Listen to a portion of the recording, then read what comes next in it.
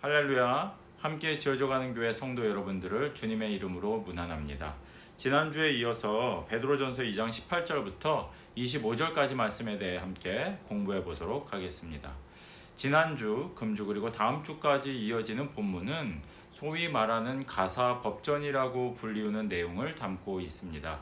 가정 내에서 규정할 수 있는 세 가지의 관계, 남편과 아내의 관계, 그리고 주인과 종의 관계, 또 더 나아가서 부모와 자녀의 관계에 대해서 규정을 하고 있는 것이 가사, 법전이라고 불리우는 것인데요. 오늘 본문은 가정 내에 있는 주인과 종의 관계에 대해서 이야기를 하고 있습니다. 오늘날에는 종이라는 것이 없기 때문에 노예라는 것이 없지 않습니까? 우리 자신도 노예가 아닐 뿐더러 또 노예를 소유하고 있는 사람이 없기 때문에 이 본문은 너무 옛날의 사회상을 담고 있고 예전의 문화를 담고 있기 때문에 오늘을 살아가는 우리와는 관계가 별로 없는 것으로 생각할 수 있는데요. 사실 이 내용은 박해의 위협 아래 살아가고 있었던 그리스도인들에 대한 일반적인 권면을 담고 있다고 말씀드릴 수 있을 것입니다. 18절 말씀을 보시면 사원들아 범사에 두려워함으로 주인들에게 순종하되, 범사에 두려운 마음을 품어라. 하지만 여기서 말하고 있는 이 범사라는 것은 마치 위에 있는 권세를 그 권세자 자신, 황제라든지 행정 관료들 그 사람을 보고 존중하는 것이 아니라 참된 권세자이신 하나님을 보고 존중해야 했던 것처럼 지금 주인들을 공경하고 두려워하되 이 주인을 보고 두려워하는 것이 아니라 이 주인에게 권세를 주신 하나님을 생각하며 두려워할 필요가 있다고 베드로는 이야기를 하고 있는 것이죠. 주인에게 순종하되 선하고 관용하는 자들에게만 아니라 또한 까다로운 자들에게도 그리하라. 주인들을 보면 선하고 좀 이렇게 넉넉하고 관용이 많은 사람도 있지만 좀 까다로운 사람들도 있기 마련이죠. 이것이 꼭 주인과 종의 관계가 아니라 우리가 세상에서 인간관계를 맺고 살아가다 보면 특별히 직장 내에서 위계 관계로 만나게 되면요, 좀 넉넉하고 성품이 그래도 원만하게 일 처리하기를 좋아하는 그런 상사가 있는 반면에 굉장히 까다롭고 깐깐하게 일 처리를 하는 사람들도 아마 있을 겁니다. 그래서 나에게 잘해주는 사람에게만, 그 사람에게만 순종하는 척 하지 말고 때로는 나를 어렵게 하고 깐깐하게 일을 하고 그 깐깐한 방식 때문에 나를 어렵게 하는 사람이 있더라도 그 사람에 대해서도 마찬가지 좋은 태도를 갖추어야 한다 라고 베드로가 얘기를 하는 거죠. 이어지는 19절에서는 이렇게 이야기를 합니다. 부당하게 고난을 받아도 하나님을 생각함으로 슬픔을 참으면 이는 아름다우나. 그러니까 까다로운 자들에게 당하는 게 뭐예요? 부당하게 고난을 받게 되는 거죠. 왜? 까다로우니까. 그래서 부당하게 고난을 받는다고 생각이 될지라도 누구를 생각하라고요? 하나님을 생각하면서 슬픔을 참으면 이것은 아름다운 아주 매우 훌륭한 그리스도인의 교양이 될 수 있다고 말을 하는 것입니다.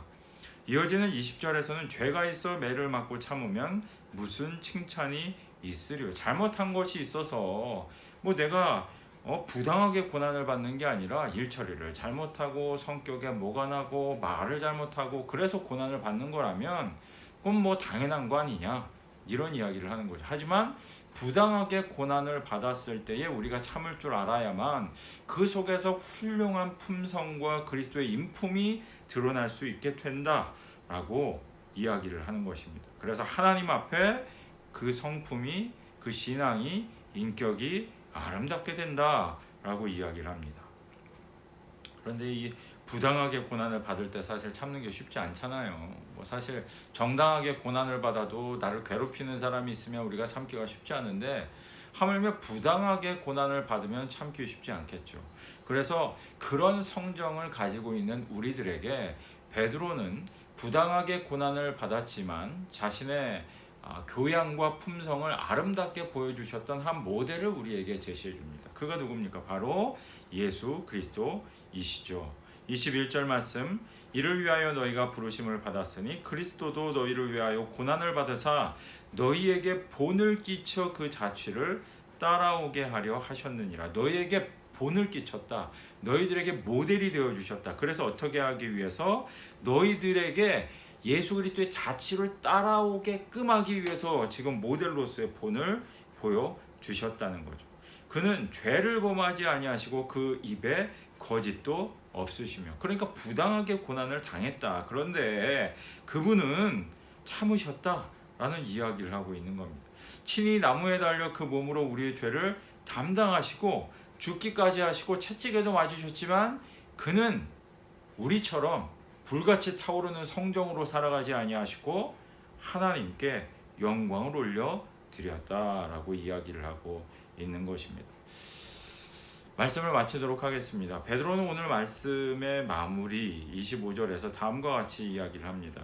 너희가 전에는 양과 같이 길을 잃었더니 이제는 너희 영혼의 목자와 감독 되신 이에게 돌아왔느니라. 그러니까 길을 잃어버린 양처럼 자기 멋대로, 자기 생각대로, 자기 성품대로, 자기 가치관대로 부당한 일을 당하면 성질 벌컥벌컥 내고 화도 내고 뭐 싸우고 뭐 별짓을 다 하면서 살았는데, 예전에는 그렇게 길을 잃어버린 것처럼 살았는데 이제는 어떻게 됐다고요? 이제는 너희의 영혼의 목자와 감독이 되신 이에게 너희들이 돌아왔다. 그러니까 어떻게 살아라? 세상 사람들하고는 다르게 살아라 라고 이야기를 합니다. 오늘 이제 선거 날이기 때문에 아마도 결론이 어떻게든 나게 되겠죠. 어떤 분들은 뭐 기뻐하실 분들이 계실 거고, 또 반대편에 어떤 분들은 또 화가 나고 그 차오르는 분노를 참지 못해서 또 뭐 그런 분들도 계실지도 모릅니다. 가족 안에 불화가 생길지도 모르고, 친한 친구들 간에 또 회사 안에서 동료들 간에 이 선거 결과를 놓고 서로 분쟁하게 될지도 모를 일이죠.